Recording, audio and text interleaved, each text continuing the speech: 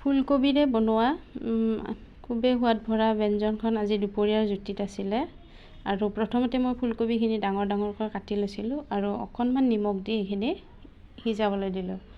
আৰু যিহেতুকে মোৰ আলু নহ'লে একো আঞ্জাই নহয়, গতিকে আলু অকণমান দি দিলোঁ। আৰু এইফালে ইয়াত দিবৰ কাৰণে কেইটামান কাজু, কেঁচা জলকীয়া, আদা নহৰু অকণমান আৰু পিঁয়াজ কাটি ৰাখিছিলোঁ, এইখিনি মই এটা পেষ্ট বনাই ল'ম।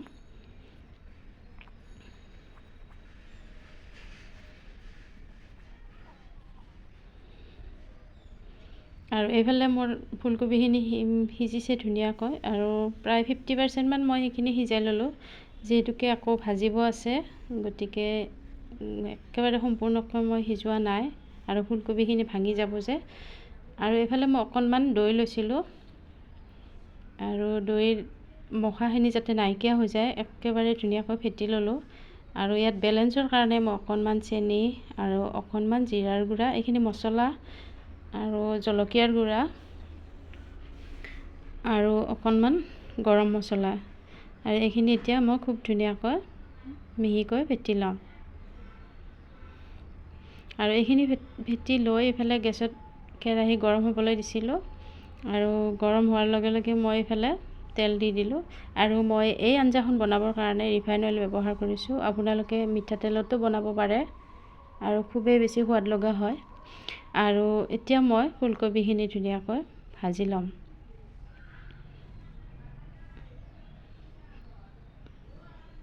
আৰু বেছি সময় ভাজি থাকিব নালাগে, যিহেতুকে গ্ৰেভি হ'ব আঞ্জাখন, গতিকে অকণমান ভাজি ল'লোঁ আৰু ইয়াত সোৱাদ অনুযায়ী নিমখ দিলোঁ। আৰু এইখিনি অকণমান ভাজিয়ে মই নমাই ল'লোঁ। এইফালে সেই একেখিনি তেলতে আলুখিনিও ভাজি ল'লোঁ। আৰু আলুখিনিও মই বেছি সময় নাভাজোঁ, এইখিনি অকণমান এনে ভাজি লৈ ইয়াতে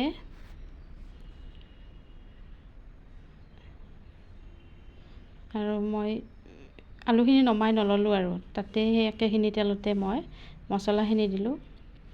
আৰু তেজপাত, শুকান জলকীয়া আৰু পাঁচফোৰণ কেইটামান আৰু গোটা গৰম মছলা অকণমান দি এইখিনি ভাজি ল'লোঁ ধুনীয়াকৈ।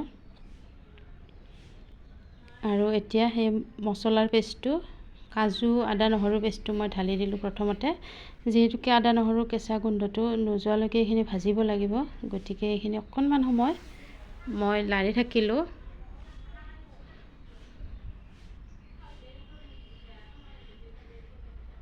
আৰু এইখিনি ভজা হোৱাত মই দৈৰ পেষ্টটো যে বনাই থৈছিলোঁ মছলা দি পেলাই, সেইখিনিও মই ইয়াতে ঢালি দিলোঁ। আৰু এইখিনি ভাজি লৈ অকণমান পানী দিলোঁ আঞ্জাখনত, আৰু দি পেলাই এয়া মোৰ আঞ্জাখন খুব ধুনীয়াকৈ উতল আহিছে। আৰু অকণমান উতল অহাৰ লগে লগে মই এই ফুলকবিৰ টুকুৰাকেইটা দি দিলোঁ।